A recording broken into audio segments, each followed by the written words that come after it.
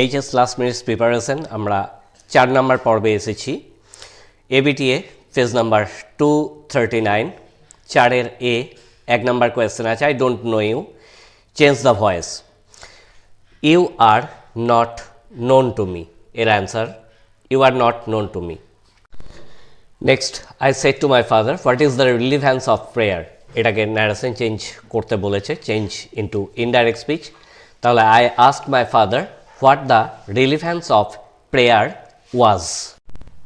3 নম্বর question, you have an interesting face, এটার turn into compound sentence বলেছে, compound সেন্টেন্সে পরিবর্তন করতে হবে। তাহলে you have a face and this is বা ইট ইজ ইন্টারেস্টিং, এটা কমপ্লেক্স সেন্টেন্সেও করতে দেয়, তো সেই ক্ষেত্রে হবে you have a face that is বা which is interesting.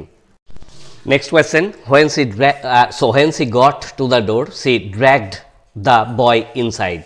Turn into simple sentence.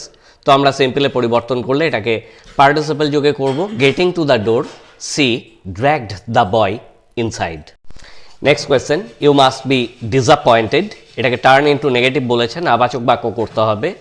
তাহলে you must not be contented, ডিসঅ্যাপয়েন্টের অপোজিট কন্টেন্ট, তো কন্টেন্টেড শব্দটাকে ব্যবহার করতে হবে।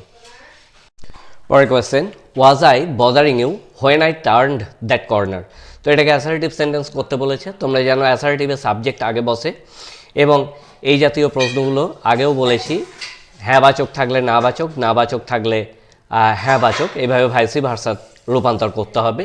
তাহলে এটার যেহেতু আই সাবজেক্ট, অতএব I was not bothering you when I turned that corner. তো এটাই ছিল আজকের চ্যাপ্টারের লাস্ট কোয়েশ্চেন।